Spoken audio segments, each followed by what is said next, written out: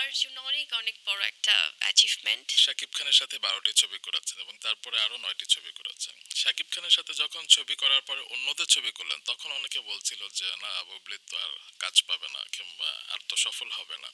তারপরে প্রহেলিকা হলো, দেয়ালের দেশ হলো এবং জঙ্গলির মতো ব্যবসা সফল ছবি হলো।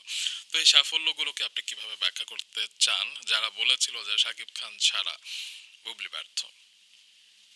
ওই যে কিছু কিছু বিষয় তো থাকবেই ভাইয়া, কিছু পজিটিভ বিষয়ের পাশাপাশি নেগেটিভিটিও থাকবে। এই কথাগুলো আমাকে আরো বেশি আসলে চ্যালেঞ্জের।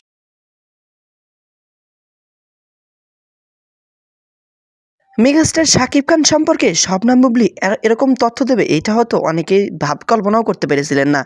তো আমরা শাকিব খান সম্পর্কে শবনম বুবলীর মুখ থেকে আরও কিছু বিষয় শুনবো, তো চলুন শুনে আসি। মুখোমুখি করেছিল এবং যারা এই ধরনের গঠনমূলক সমালোচনা করেন আমি অবশ্যই তাদেরকে রেসপেক্ট করি, কিন্তু হয় কি অনেক সময় এই ব্যাপারগুলো আমাদের জন্য একটা এক্সট্রা প্রেশারও হয়। কারণ আমি আমার এই কাজের সাফল্য, আপনি যেটা বলছেন যে শাকিব খানের বাইরে এসে যখন আমি কাজ করছি তখনও তো আমার জন্য অনেক বড় স্ট্রাগল ছিল। একদম। প্রথমত যখন আমি ওনার সাথে কাজ স্টার্ট করি সেটা তো ডেফিনেটলি একটা বড় স্ট্রাগল, কারণ আমার পারিবারিক একটা স্ট্রাগল ছিল, তারা কেউ চায়নি। চায় না। এবং শাকিব খান উনি নিজেও জানেন যে তখন সিনেমার যিনি ডিরেক্টর প্রডিউসার তাদের বিরুদ্ধে মামলা পর্যন্ত করার, কারণ হয় কি তারা ভেবেছে তাদের ছোট মেয়ে কেন ভুলায় ভালায় তাকে নিয়ে যাচ্ছে। এক্স্যাক্টলি কেন ওই ধরনের সিনেমায় করবে। এবং আমি তখন প্রাইম টাইম নিউজ পড়ি ভাইয়া, এত আম, ভালো একটা বড় একটা চ্যানেলে, প্রাইভেট চ্যানেলে প্রাইম টাইম নিউজ পড়ছি এবং প্রত্যেকটা মানুষ আমাকে এত স্নেহ করতেন চ্যানেলের। বাংলা ভিশনের কাছে কি ফ্যামিলি গিয়েছিল রিকোয়েস্ট করতে যে আমার মেয়েকে বাঁচান?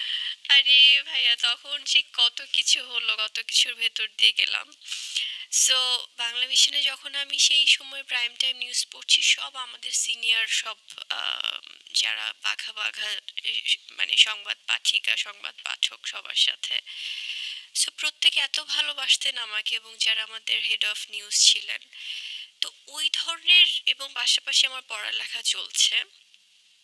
তো তখন যখন প্রথম সিনেমা আমার স্টার্ট হলো, যখন তারা এটা অনেকবারই বেশ কিছু জায়গায় বলা হয়েছে, শুনি আবার। যখন গল্প নিয়ে যোগাযোগ করলেন আমাদের ডিরেক্টর এবং আমাদের পুরো টিম।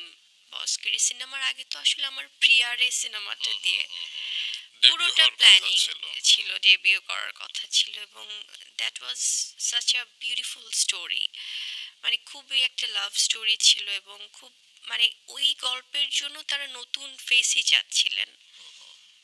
তো পরে পুরো টিম সহ যখন কথা বললেন, যোগাযোগ করলেন, দেন হচ্ছে যে আমি ফ্যামিলিতে কিভাবে বলবো কি অবস্থা, সেটা তো সম্ভব হচ্ছিল না। তো আলটিমেটলি যখন তারা জানলেন, স্ট্রেট বললেন যে এটা করা যাবে না, তুমি সিনেমাতে আমরা চাই না। কারণ হয় কি বাবা মা বা ভাই বোন হিসেবে আমিও তাদেরকে ব্লেম করি না, কারণ যেহেতু একটা অস্থির একটা সময় আমরা শুনেছি দেখেছি। তো তারা ভেবেছে না থাক, আমরা সেফ জোনে, আমাদের এত নেম ফেম দরকার নেই। এবং আমার বড় আপু যে গান করতেন ও কিন্তু খুব প্রচার বিমুখ, মানে কখনোই সে প্রচারের পেছনে ছুটেনি। দাঁড়ান একটু দর্শকদের জানিয়ে নেই, আপনার বোন হচ্ছে নাজরিন মিমি। দর্শক, তিনি 500টির মতো গান করেছেন, প্লেব্যাক করেছেন চলচ্চিত্রে। তবে তিনি এত প্রচার বিমুখ কেন? প্রচন্ড, আমি একজন শ্রোতা হিসেবে আমি আমার বোনের অনেক বড় ফ্যান।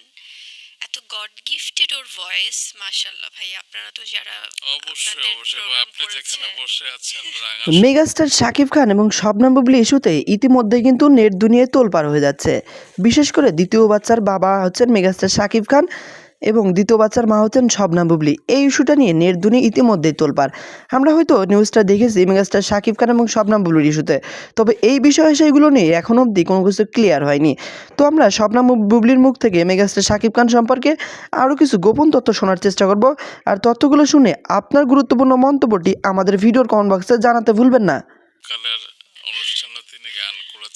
আমার এখনো ওই যে গানটা আছে না যে আমার সকল চিনতে পারে এমন আমির কই, এই গানটা এত একদমই। সুন্দর গেয়েছিলেন, আমার এখনো কানে লেগে আছে।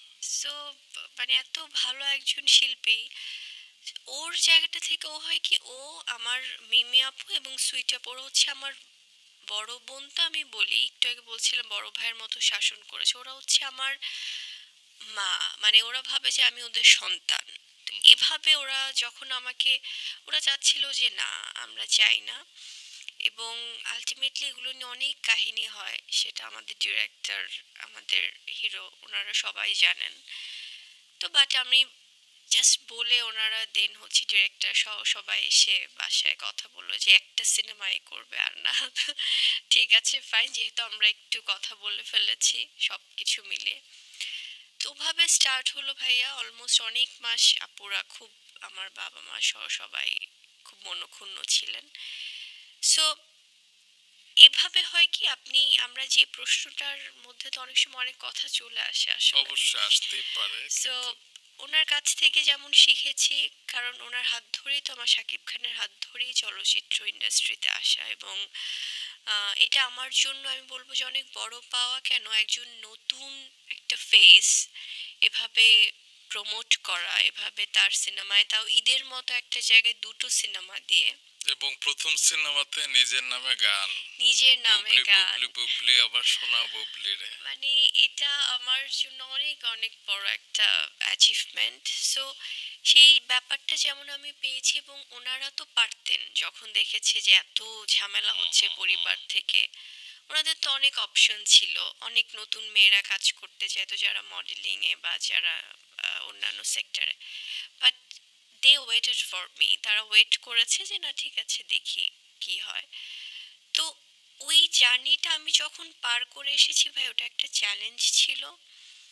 যখন আম, আমার, সবাই তো জানেই যে উনি একজন স্টাবলিশ নায়ক, কিন্তু নতুন মেয়েটার কি করছে পারফরমেন্স, সেই চ্যালেঞ্জটাও যেমন পার করে আসতে হয়েছে।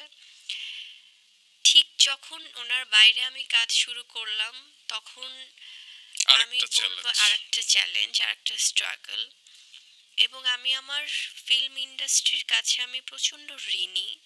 আমার দর্শকদের কাছে আমি ঋণী রোমান ভাই, আপনাদের কাছে আমি ঋণী, এবং আমার যারা ডিরেক্টর, প্রডিউসার, আমার কো অ্যাক্টর, যারা যারা আমার সাথে আজ অব্দি কাজ করেছে, তারা প্রত্যেকে আমাকে সহযোগিতা করেছে। আদারওয়াইজ আমি বুবলি বুবলি হতে পারতাম না সত্যি।